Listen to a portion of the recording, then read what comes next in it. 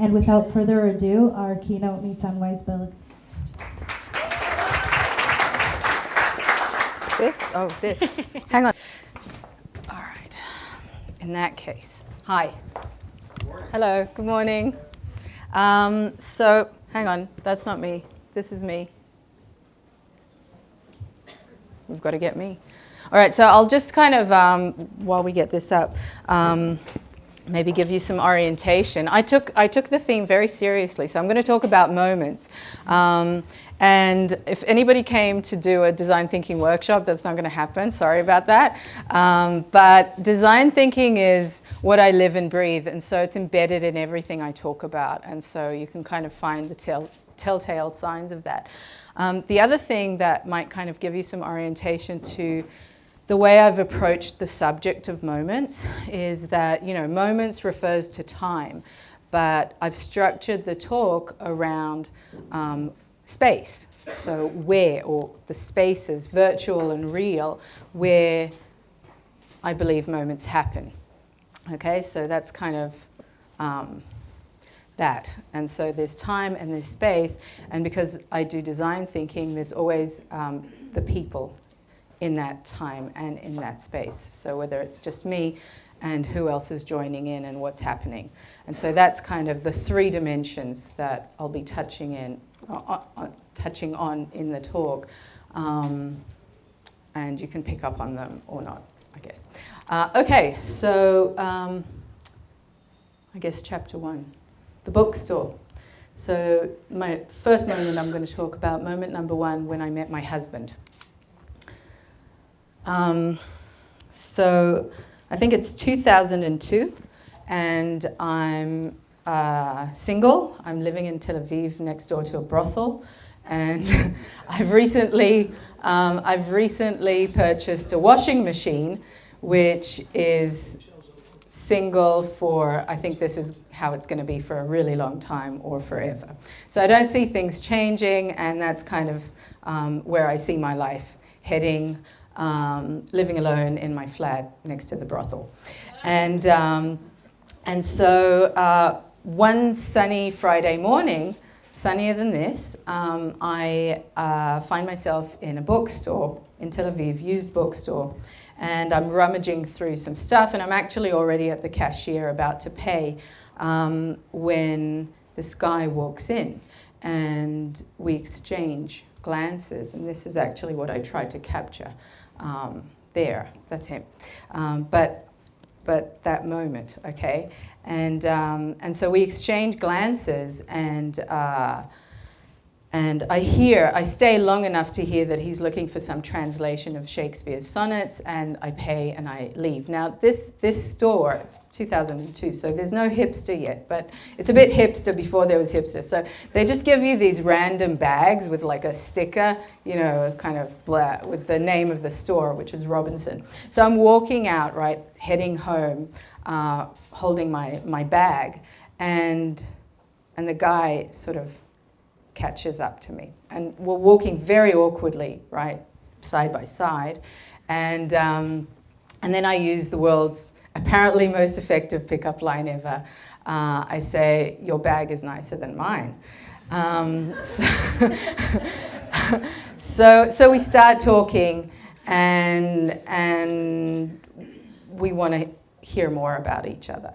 And so we start occasionally meeting kind of Friday mornings, and that happens for a while.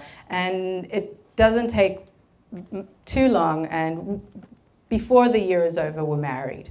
And so, I think people call this love at first sight, right? This thing, but I'm not sure that's what it is. I think it's curiosity at first sight. So I think it's really more about, because you don't love somebody like the second you see them, right? But you have this almost uncontrollable urge to know more about them. You want to know their name, and then you want to know how old they are, and then you want to know where they're from, and then you want to know where they grew up, and then the more information, the more you know, the more you want to know, right? And that is curiosity. And so that moment kind of brought me to an understanding, and it was a moment that changed my life, obviously, right? From washing machine to 13 years and 4 kids later, you know, happily married. So it made me realize that moments don't necessarily have to be like this fork in the road where you stand and you make this life-changing decision, but actually it can really be like a little white rabbit that's just running around with a bag that's nicer than yours. And the moment is really whether you decide to follow that white rabbit and jump down the rabbit hole.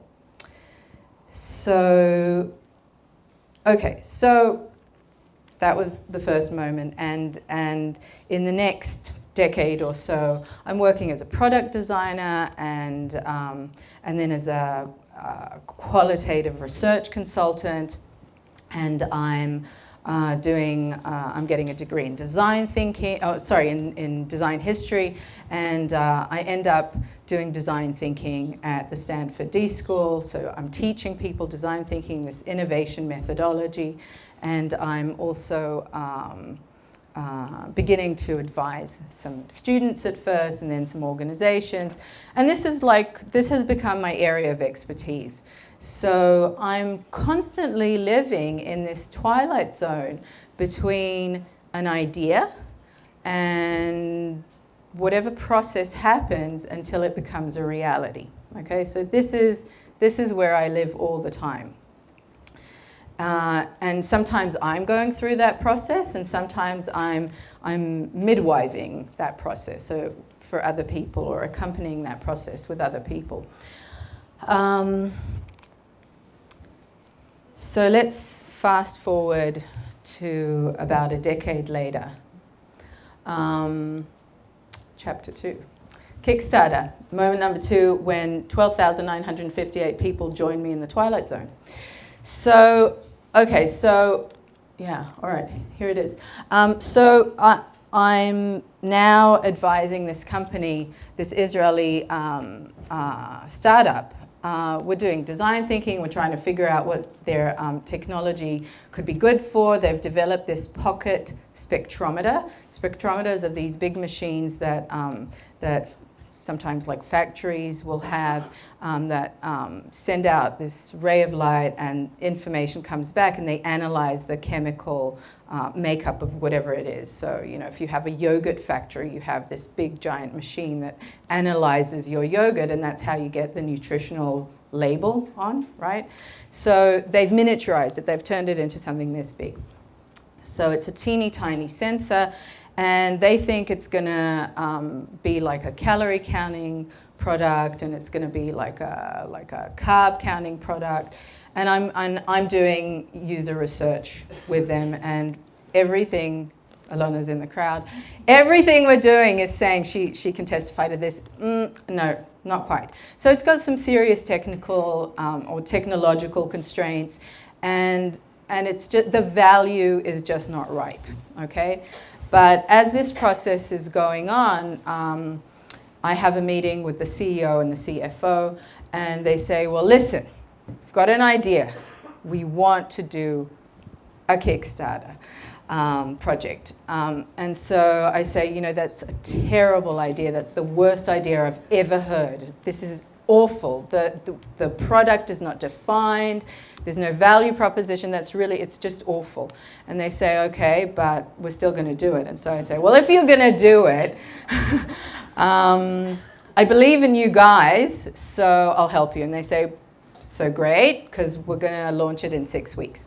Okay, so in 6 weeks, we really have to define everything in terms of creative.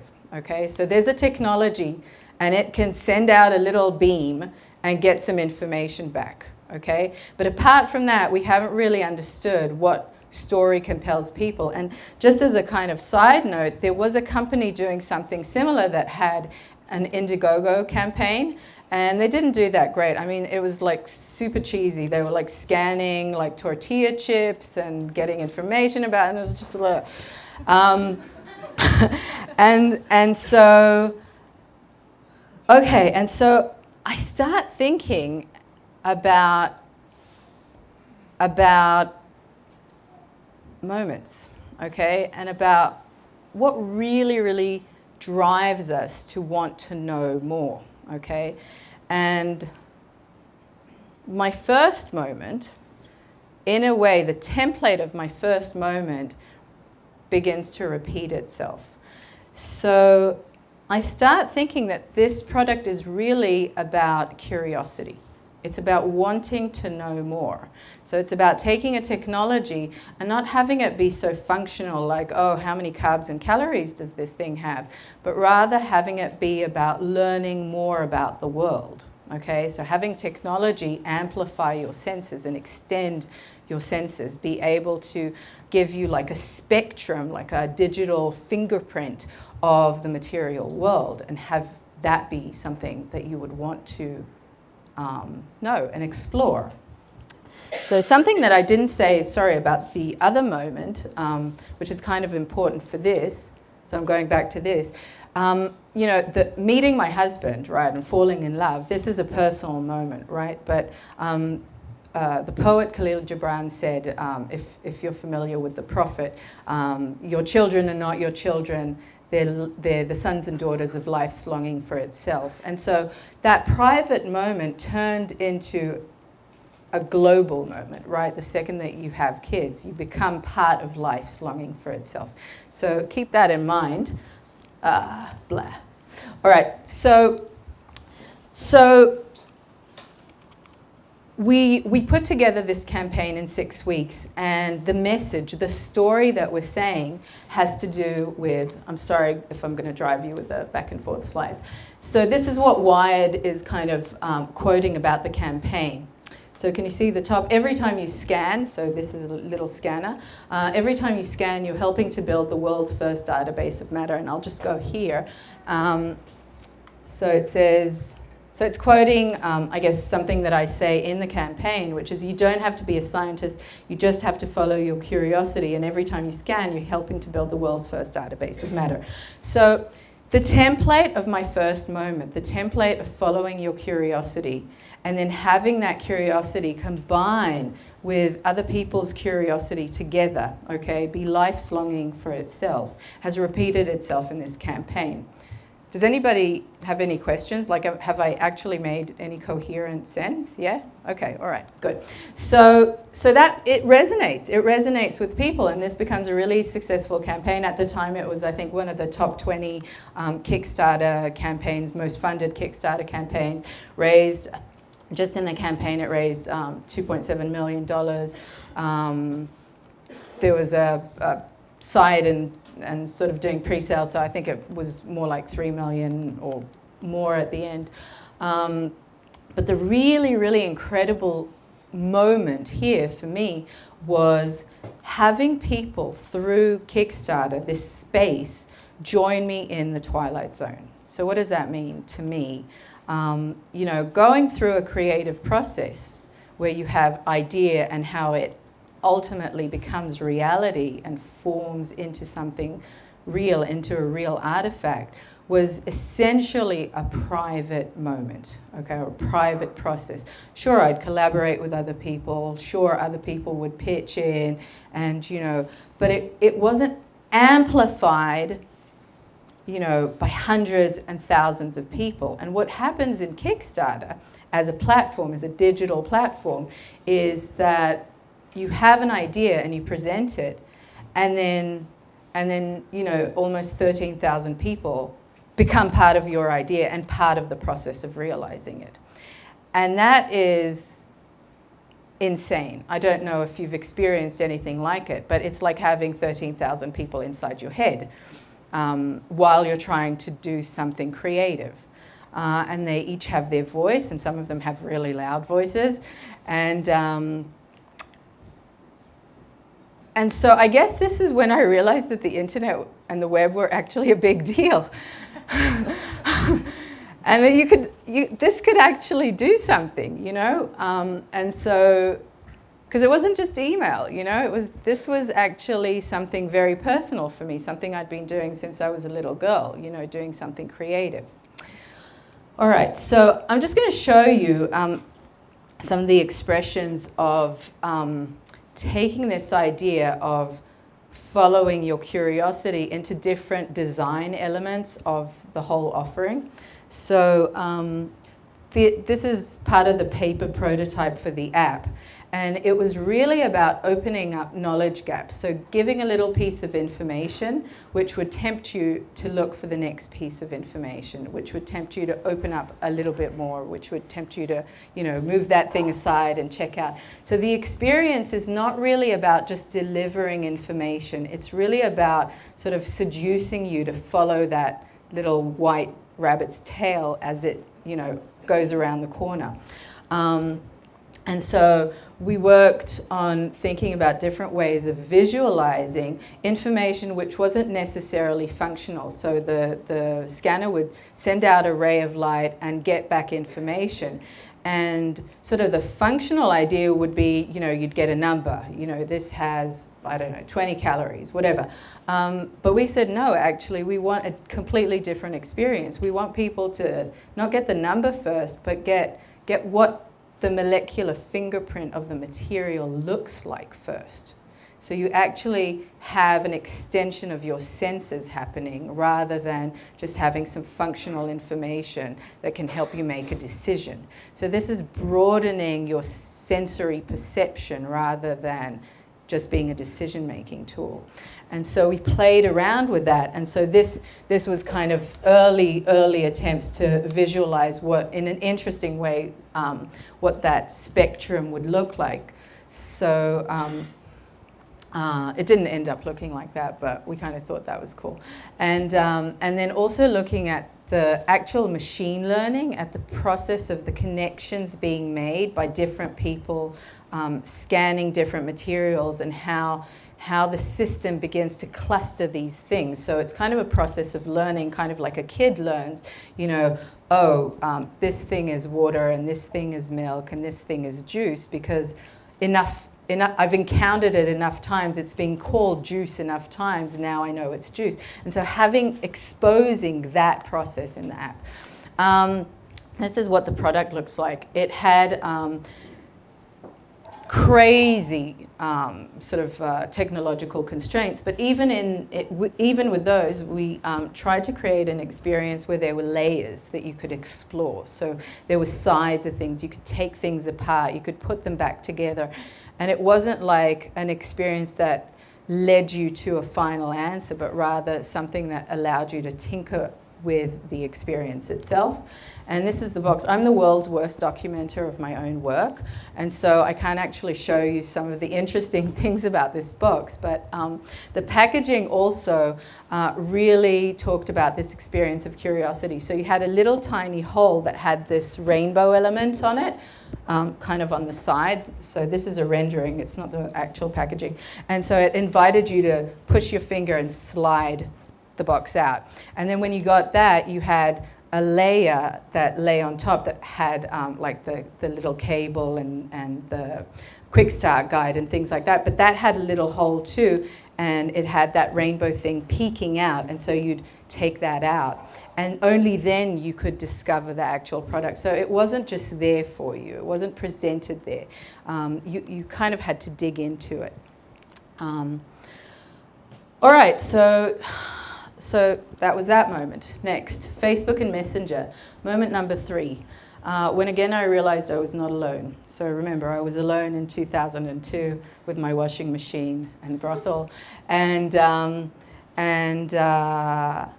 Okay, so in 2012, my husband and I and 3 kids returned to Israel after having lived for 6 years in Stanford, California. And we were coming back home, but it didn't feel like coming back home. Not at first, and then not after that, and then not even after that. It felt heartbreaking, actually, because I couldn't find the home that I thought I came back to. And I looked for it, and I looked for it, and I looked for it, and it just wasn't there. I was looking for my childhood memories, and they seemed to have disappeared, and I was looking for connections, and they seemed to have disappeared, and I was looking for values that seemed to have disappeared. I just did not recognize the country that I came back to. I didn't feel like it was my country anymore. I felt like this was a very strange place that I'd come to. And I struggled with that, I think, for 4 years. And I struggled with it kind of silently. I didn't have the words, actually, to express. And I didn't have the place to express what I was feeling. So it was this constant discomfort / crazy anxiety, depends on the day, that I was feeling. And so about, I guess, this maybe about 6 months ago, I don't know exactly. So again, a white rabbit, just made me a little bit more curious than usual. My kids were in school, and I started looking, at their homework and at their textbooks and stories that they were telling me, and I was feeling constantly dissatisfied with their education. I was feeling that they weren't learning anything. I was feeling that this was not the education that I had received in Israel or abroad, because I grew up in Sydney and I went to a Jewish day school in Sydney. And we were doing a lot of compensating. It really I felt like I was raising them totally alone. And in a way against the current. And so things like this, things like I would see this is a page in my daughter's first grade language skills book. And they're supposed to be learning how to write. But there's a whole chapter about Shabbat in the book, okay? And it's not any Shabbat, it's a cookie cutter Shabbat, right? And, there's a mother, there's a father, and this repeats itself. And I'm feeling uncomfortable about this, but I don't have the words to explain why I'm uncomfortable about this. Now, I'm a secular person, but we came back to Israel because we wanted our children to have an Israeli education, a Jewish education. We were into this. My husband made aliyah to Israel from Brazil. We had and have strong sentiments to our Israeli identity, our Jewish identity. It's not really about that, but this made me feel uncomfortable, but I didn't have the words. And one day my daughter comes home and she says, well, I say, how was your day? What did you do today? And she says, well, yeah, we licked the word Torah from a piece of paper, and the word Torah was covered in honey. And I'm like, what? And she said, yeah. And I say, what class was this in? And she says, maths. So I'm like, and did your teacher tell you that children used to lick letters in the cheder? And she said, no. And I said, well, did she tell you that it was called a cheder and not a cheder? And she said, no. And I said, well, did you know that only little boys went to? And she said, no. And so there was nothing else going on. It was just, so how did this actually happen? Well, there were pieces of paper. They had the word Torah on them. Every kid got one. And then she came with a spoon and we licked it. And all right, so I was at this point thinking that somebody's got to pinch me because I must be dreaming. And my discomfort with this must be a little bit more profound than just a discomfort. And so the white rabbit was leading me down a rabbit hole. And what happened was I started looking at their textbooks. This is maths. Okay, so in maths. What is it? Maths or maths? Maths, not maths, mathematics. Okay. Mathematics, cheshbon, all right? So this is math textbooks. My daughter is going to public school, not mamlachti dati, mamlachti. Everyone is secular. Nobody is religious. The teachers are not religious. And And they're asked to draw a line between different symbols of the holidays and their Hebrew date. This is maths, homework. So, okay, so I'm saying, well, it's not just here and there. It's not just a weird activity. Maybe this is something bigger. And so I start writing about it on Facebook, okay? And it happens because I'm sick one day. And so I've had a Facebook account. You can read this while I talk. I've had a Facebook account since 2008, but it was completely dormant. I thought it was the most boring thing ever. I didn't get it. I felt old, I felt stupid, but I didn't get it. I was like, why is it interesting to see people's cats and vacations? And so I wasn't on there. I didn't care, but this was going on in my son's class in 5th grade, in my daughter's class in 2nd grade, in my other daughter's class in preschool. These types of stories were happening all the time, and every day I started asking the right questions, and I started getting these types of answers. And one day I was sick, I'd lost my voice, and I had just sent a really angry complaint letter to, I'm a troublemaker, to the preschool teacher about one of these types of things, and the head of the preschool called me, and I couldn't even answer. I didn't have a voice, and she started yelling at me, and I couldn't yell back. And so that conversation ended with me writing my first Facebook post about my experiences. And that was a moment. Okay, so I began writing Facebook posts about my daughter licking honey and different things I'm finding in textbooks, and different stories about my son being made to wear a kippah on a trip to Jerusalem, and about my kids being asked whether they were even Jewish, and all these things that have to do with our Jewish identity being put into question and being coerced. And so I'm writing about this every single day. And I stopped just writing my own stories. I start getting anonymous tips from people who are not feeling that they can speak with their own voice.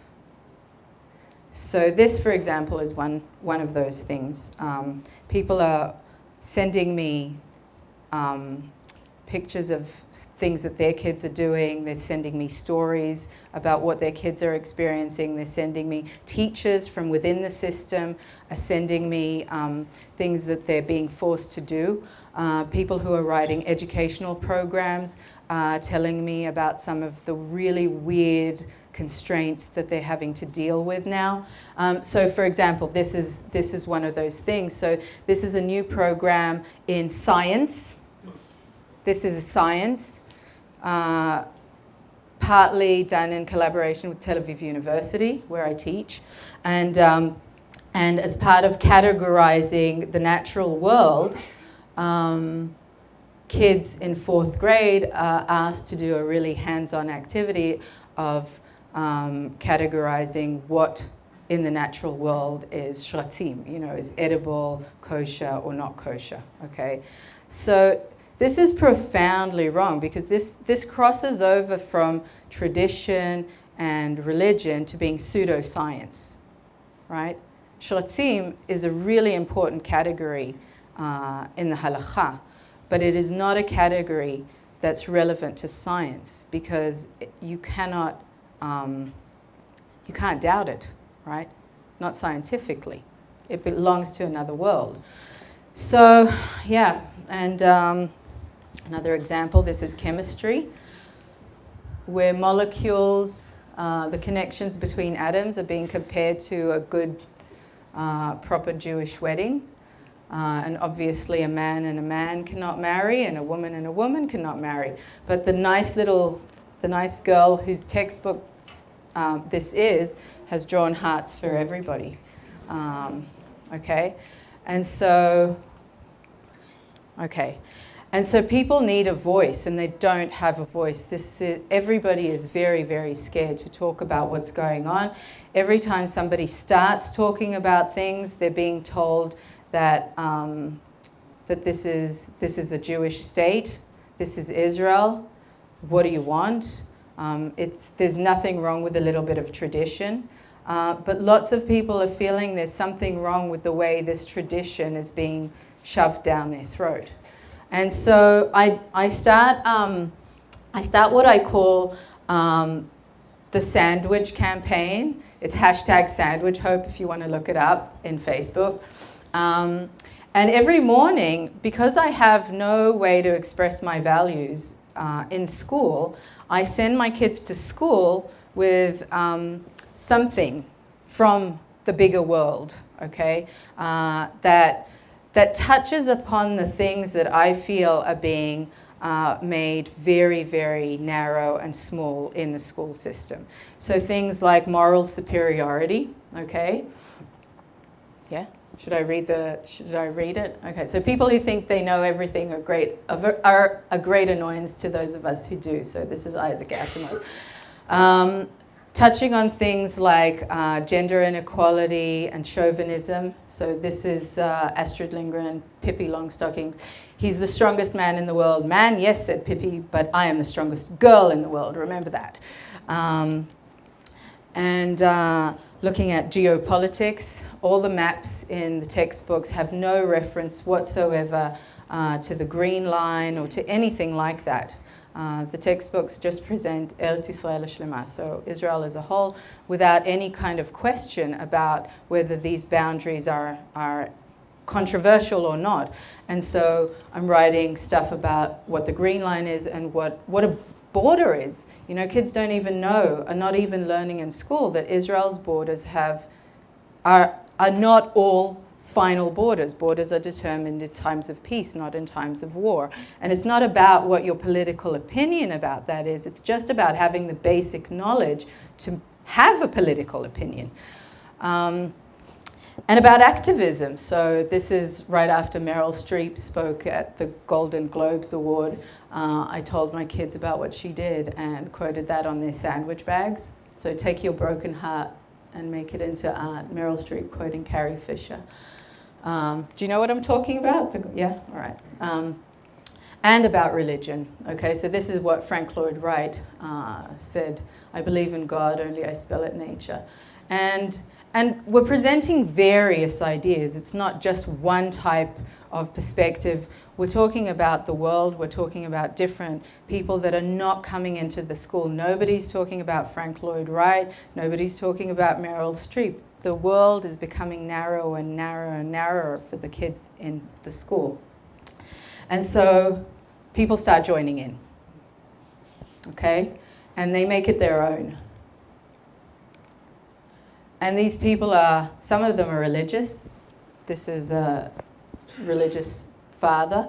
And some of them are secular, and some of them are from the left, and some of them are from the right. People are feeling that parents need a voice in the schools, and they're not getting it.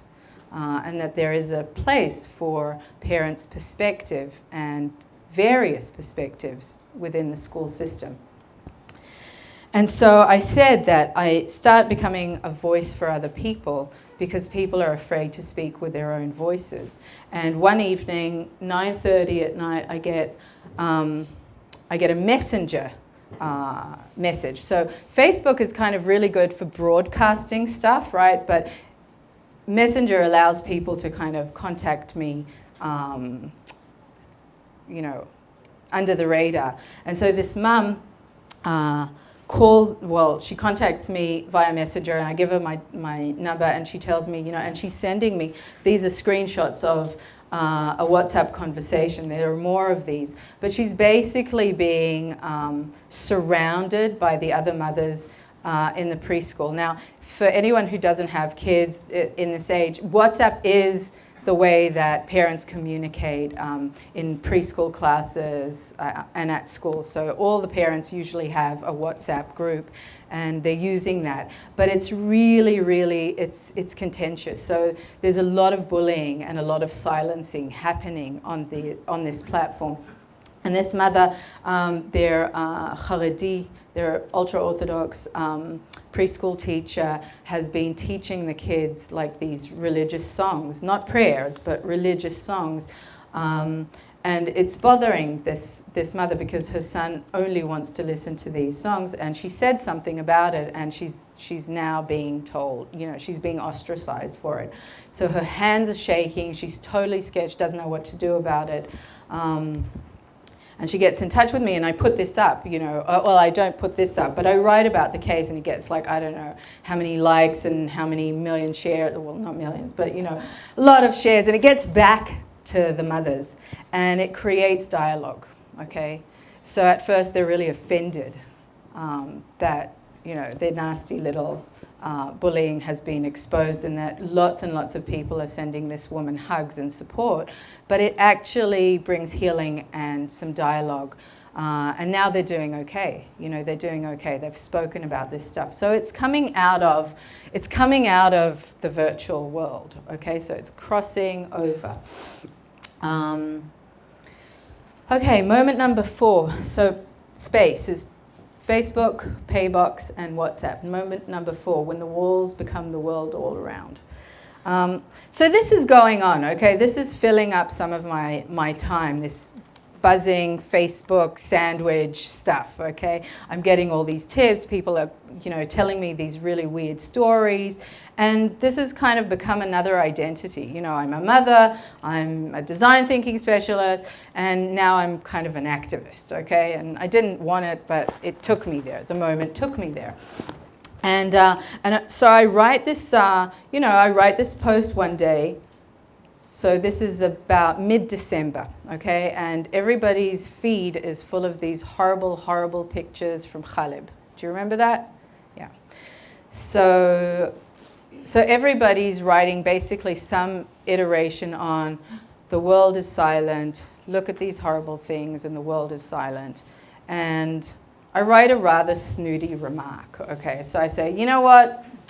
A few months back, in the class WhatsApp in my daughter's preschool, there was a mother who was asking for donations for Syrian women who are coming into Israel to deliver babies in hospitals up north. Does anybody want to donate something? And the world was silent. And 5 minutes later, a mum wrote that her son is going to have a birthday, and the world was not silent. So there were balloons and mazel tov and happy smileys flying all around, a whole bunch of responses. So I wrote about that. And I expected it to just be kind of mean critique, but people responded and said, well, where can we donate clothes? We want to donate stuff.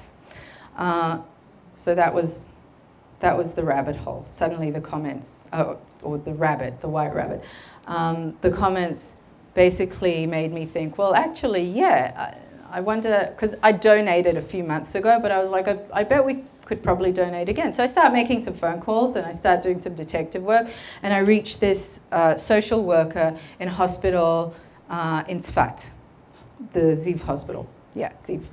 And I say, well, listen, I have a whole bunch of people on Facebook who kind of want to help with the Syrian women who are coming to deliver babies. Could we help you in some way? He says, well, yeah, sure. Well, we would really love to give them like a kit, like a basic necessities kit that they can go back with, because they don't stay in Israel. They're not refugees. They go back. They come in and they deliver a baby, and then they go back. And he says, but it's really expensive. It costs like almost 400 shekels. And, the Red Cross gave us some money, and it took like months. And, so if you could get me like maybe 5 to 10 of those, that would be amazing. So I say, okay, well, I'll get to work on it. And it takes me about 2 to 3 hours to figure out how to collect money from people, like via Facebook, because I don't want to be like publishing my bank account details on Facebook. So I stumble into this thing called Paybox. And it's like a virtual account, and hang on, I probably have a picture of it. Oh, there it is. So this is the post, 15th of December. It's my daughter's birthday. It's my little daughter's birthday. And actually, this is very personal for me because I found myself, there's no comparison really, but when my son was 3 weeks old, we moved from Israel to Stanford. And when my third daughter was 3 weeks old, we moved from Stanford back to Israel. And moving with a 3-week-old baby, even though I had all the comfort and convenience anybody could want, is just wrong. It's just every molecule and cell in your body wants to stay put. And so the idea that these women were coming into Israel and giving birth and then moving back to hell was just something I could not fathom, you know. And I think I had a bit of an anniversary reaction. So anyway, so I post this thing on Facebook, and it's got cute little baby feet when the feed is full of horror. Okay, and so people stop and they look at this, and 72 hours later, that's what's going on. All right, and I've got some money also from people who know me, who have given me money into the bank account. So we've got about 20,000 shekels, which is about 50 kits. And I call the hospital and tell them, yeah, we got about 20,000 shekels, about 50, and they're like, it's enough, we don't need so much.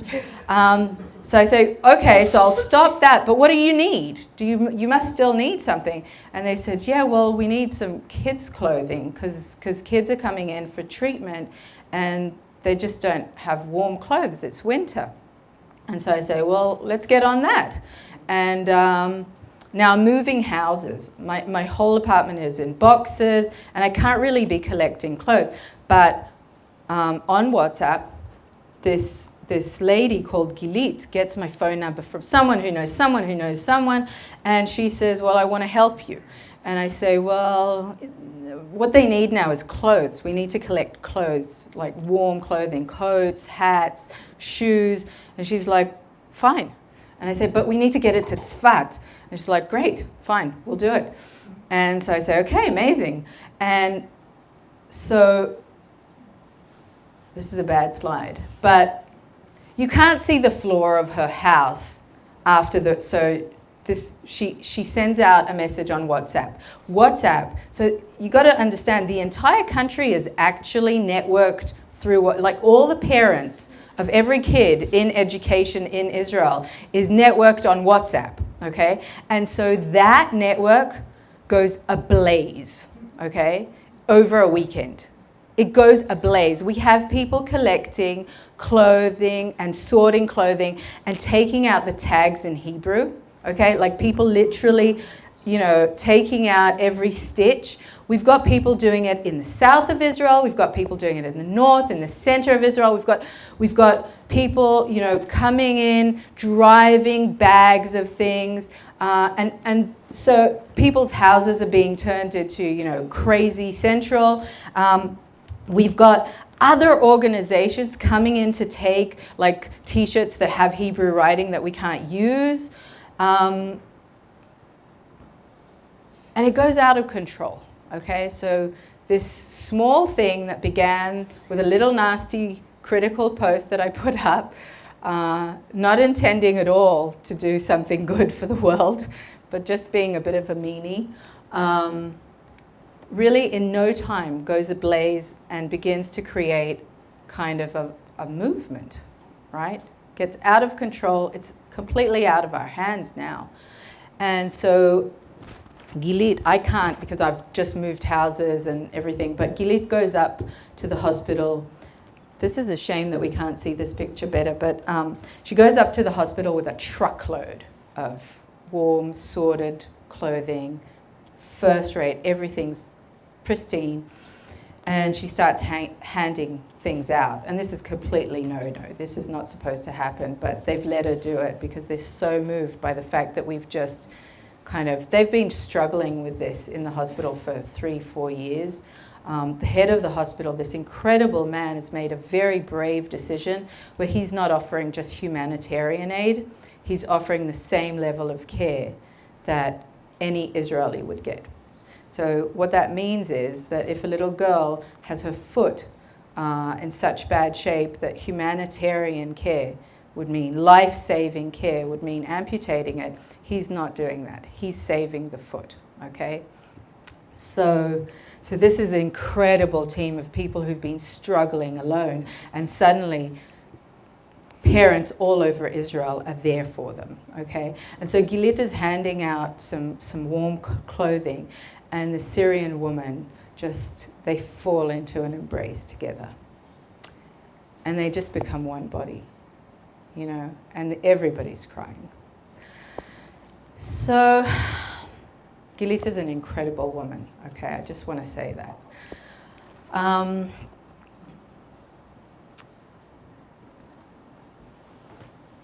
So I'm just going to connect some dots, okay? There's this online stuff that's happening, but when it crosses over into the real world, and it is crossing over into the real world, the platforms are enabling some really chaotic stuff to happen, and they're amplifying it, and it's getting out of control. But ultimately, it comes back to real people and real things.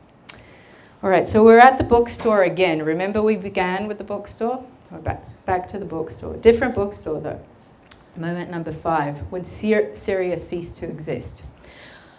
Okay, so this thing that happened, and a month or so goes by, and I get this woman, Michal, contacting me and saying, well, you know, she kind of understood something about what I did very intuitively, which was there were people who were seeing the pictures from Khaleb and wanting to do something about it, but really not sure what they could do about it.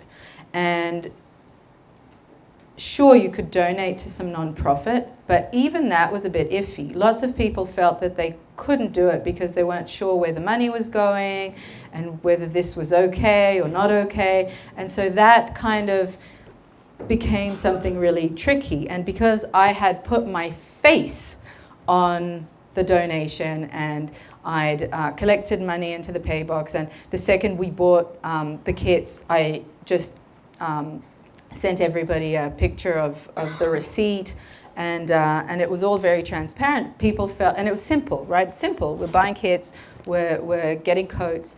It's me, it's Gilit, it's just actual human beings. We're not an organization, right? It was somehow empowering, I guess. I don't know. It made it okay. It made it something that people could connect with.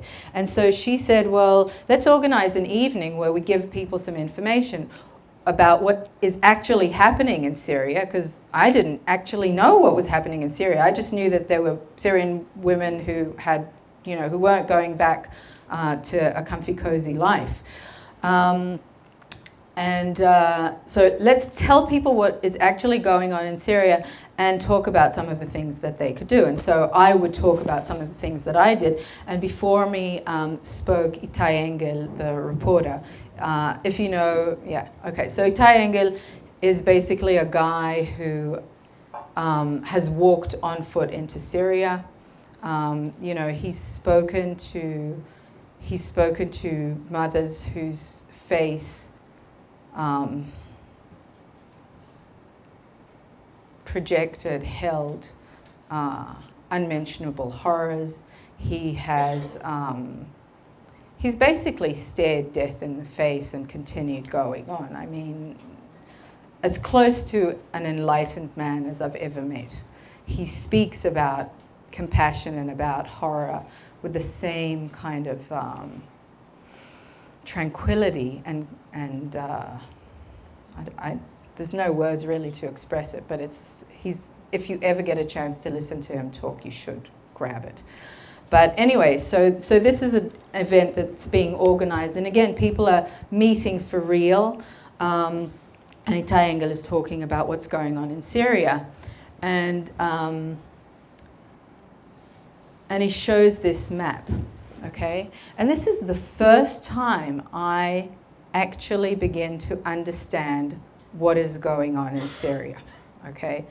And he shows this map and he says Syria has ceased to exist. So what you can kind of see here, there's different colored, so this is, you know, these are the official boundaries or whatever, right, borders. And then these colors are different organizations, I guess, that are controlling different parts, okay? And so in every respect, Syria has ceased to exist. This is basically what Itayangel is saying.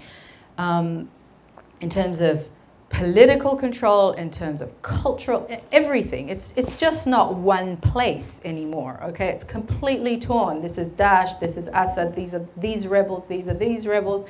And it's like these pieces are just not, there's nothing holding it together anymore. Nothing. And I look at this and I begin to really understand what is going on in Syria. And at the same time,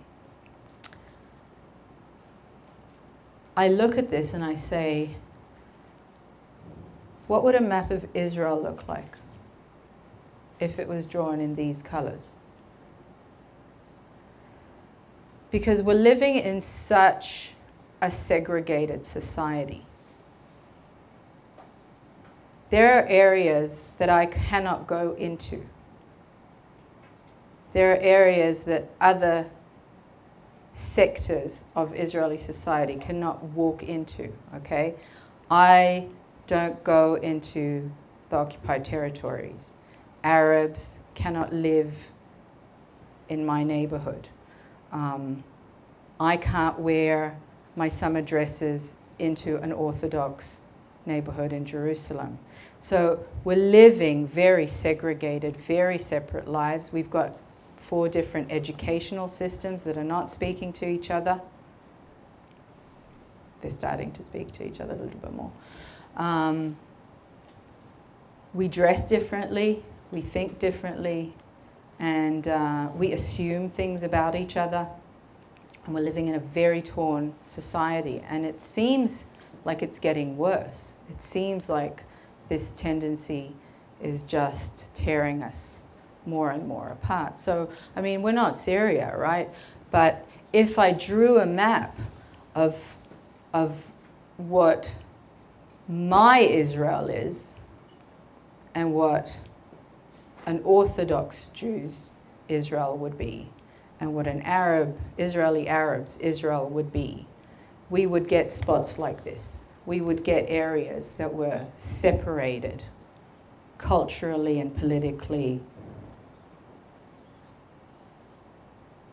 etc. And they're not all of them are boundaries that we can cross right now, okay? So,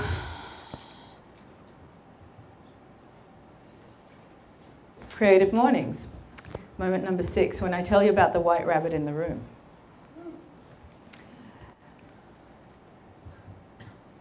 So I'm continuing on this theme, okay? We're living in a moment now. It's a moment, okay? This is a moment. That's the white rabbit. We're a sorry?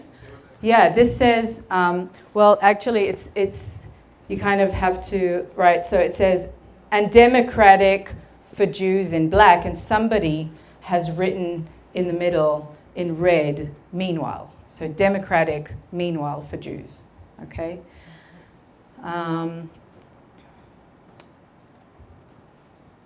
So we're a generation, I am a generation, I think probably everyone in this room belongs to a generation.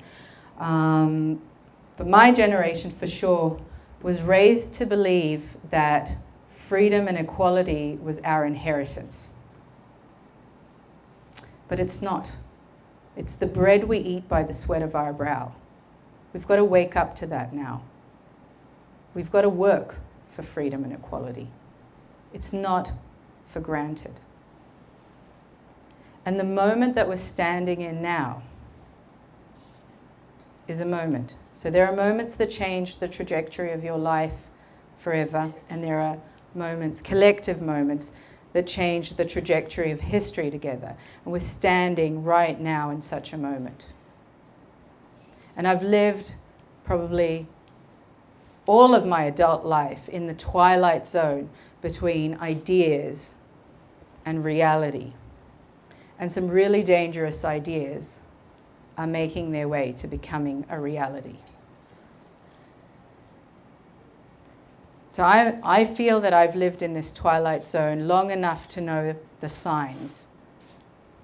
Because what I see is that we are in the eve of fascism.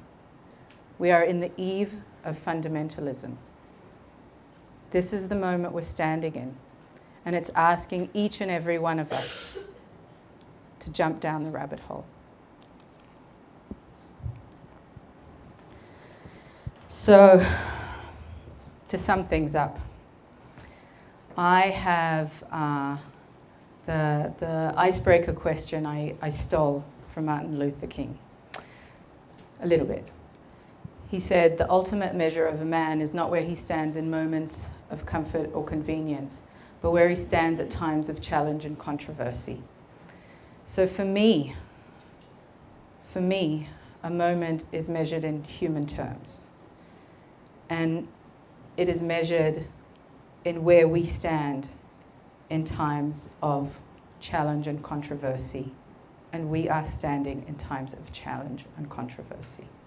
Thank you.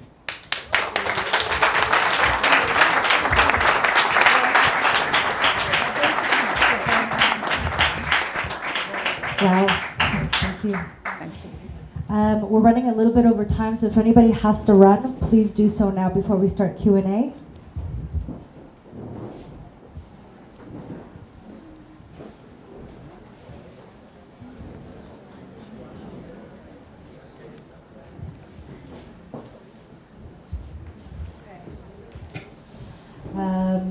Questions? Who wants to ask the first question? Yes, please. Please come up and grab the mic so we can hear you. I think I'm loud enough. All right, do it. I'll try. There was an interesting transition where you started by saying no to SIO and to open it to the community of the world and no to Kickstarter. Yeah. As opposed to now at the end where you're saying that the people around, the parents and the people on Facebook give you hope. Yes. Or maybe. Yeah. How do you see that transition, and when you're looking back at the point, why did you say no to Kickstarter, and would you say something differently now? That's kind of interesting. You know, I'm a huge fan of Joseph Campbell, the mythologist. So, sorry, this is going to be a little bit too long. But Joseph Campbell is a mythologist. He researched myths from all over the world. And he had this theory, this really, really compelling theory, which I completely subscribe to, which is that there's something shared in all myths, okay? And he called it the monomyth or the hero's journey. So every good, great myth or story goes through the same process. Okay, there's a hero, and there's something wrong with the world. They kind of feel it, but they don't know what to do about it. And then they get some sort of call to action. Okay, some sort of call to adventure, and usually they run away from it, and then they come back to it, and then they begin the adventure and cross over and fight dragons and face Darth Vader and come back. And so if you look at heroes like Moses, right, what did he do? He ran into the desert. And so I sort of feel like in my own personal hero's journey, and we all have hero. I'm not saying I'm a hero, I'm just my personal hero's journey. I feel like not being on Facebook, not wanting to do the Kickstarter. This is my running into the desert. I'm like, no, I want to continue doing things the way I'm doing. But being forced into the digital space has made me realize that oddly enough, this is, and it's funny because I live in tech, what I do is tech, right? But personally, I never wanted to spend my time inside technology. But I think this is part of the moment, this is actually part of the moment. And so I've learned to love the bomb. Questions? No questions.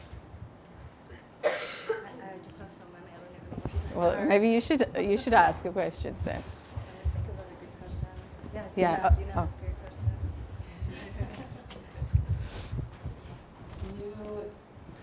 Do you feel, Matt, that you've now found your place in Israel?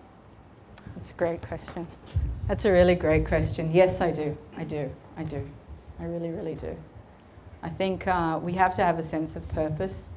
I'm not afraid of a fight. I'm not afraid to fail. But I think I was very afraid to feel that I had no voice and helpless and hopeless. And I think that's what I encountered in the Israel I didn't recognize. And so now I feel hopeful again. And so I recognize this as my home again. I think hope makes the place your home. Does anybody want to?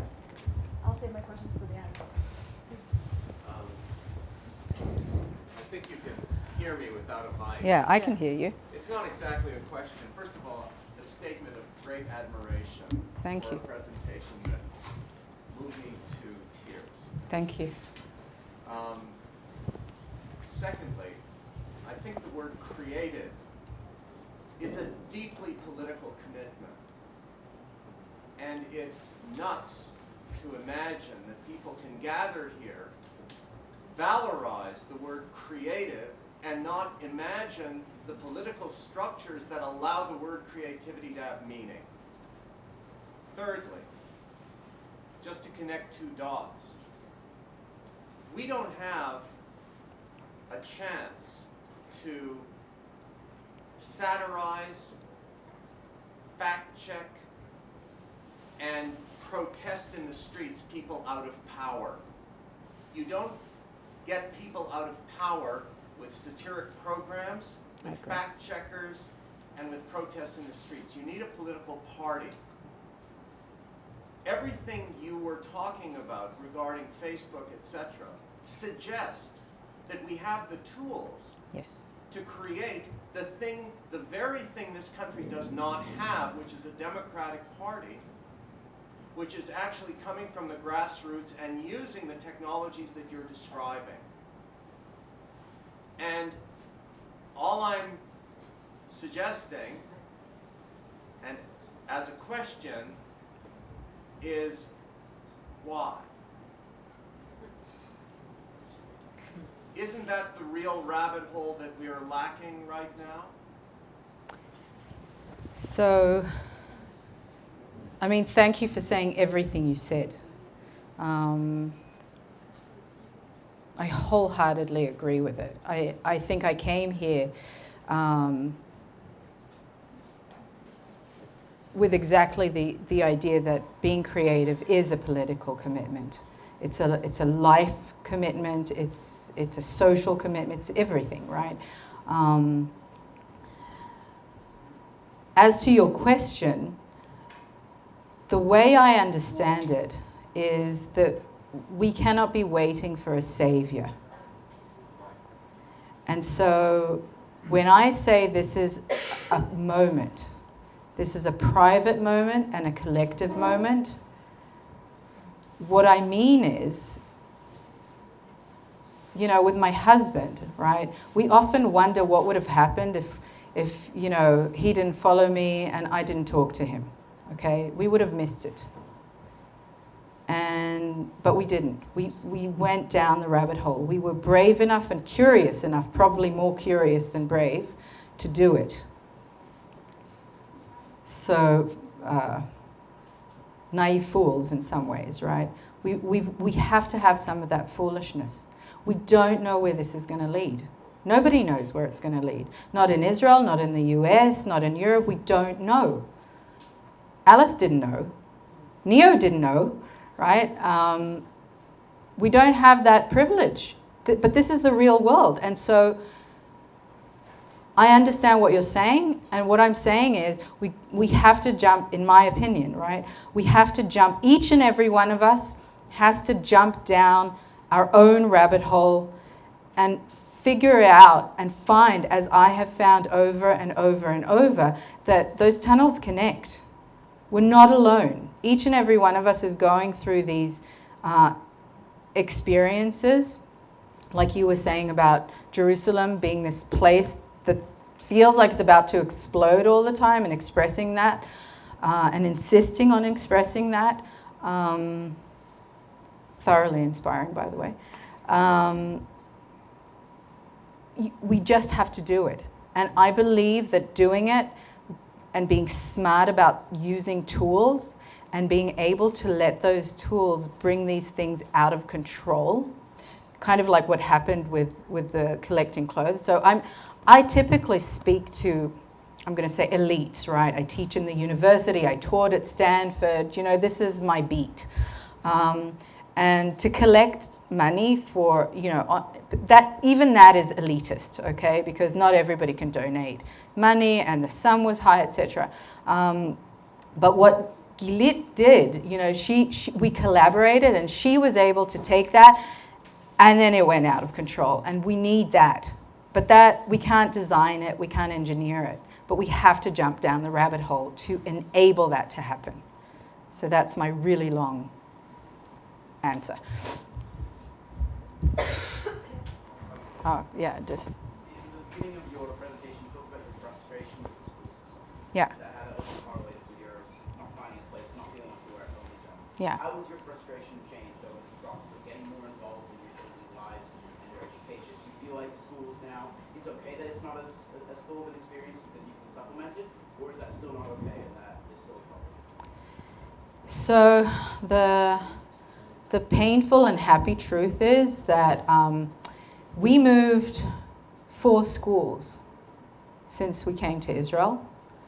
And now we've moved out of Tel Aviv. So this was the move that happened in December.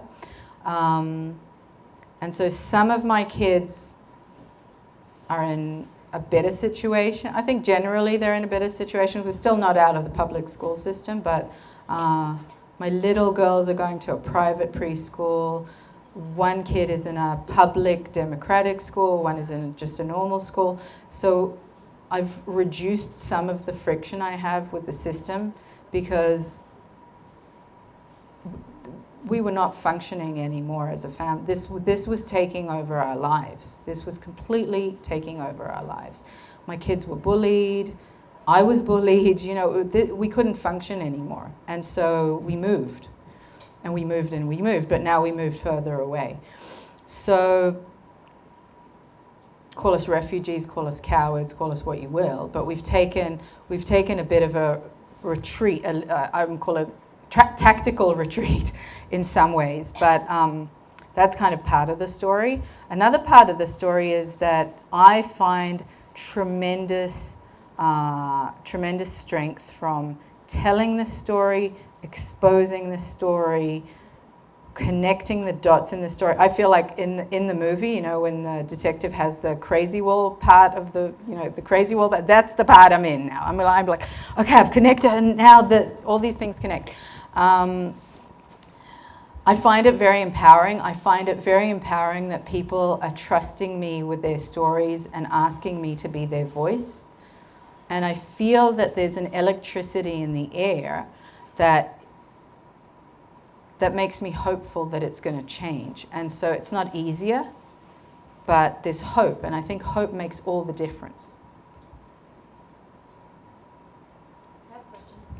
Can I? Yeah. What's next? What's next? What's next? Yeah, okay. What's next? So I think, actually, I think just yesterday my Facebook post ended with, okay, guys, I think it's time to meet. Give me some times and days. I think the next thing is to start getting people together physically and creating the type of real friendships and connections that allow people to trust each other enough to take bigger risks. And I think there's amazing things going on. Like, this is amazing, right? This is amazing, but it's not connected to other amazing things that are going on. So I feel like I truly believe that there is an undisputed liberal majority in Israel, but it's completely disconnected and disorganized in a bad way. And And so part of what's next will have to be connecting people and connecting great things that are going on and creating this liberal camp that wants to not take for granted freedom and equality and fight for it and insist on it everywhere, from the government to local government to the schools. Because if we don't, if we don't fight for it in all those levels, we're going to lose. It's really that simple. I just want to add something. At the summit in November, we all, the Creative Mornings volunteers got together for a biannual summit. And in one of the talks, I think it was Casey's talk, he stood up and he said, nobody can get on a Creative Mornings stage and say that the world is not broken. That Creative Mornings is getting creative people together to talk about these things, to talk about how we can together raise these issues. So I want to thank you, Nitzan, Thanks. for inspiring us today and joining us and coming to Jerusalem to tell us your story, a very inspiring story. Big thank you. Thank you.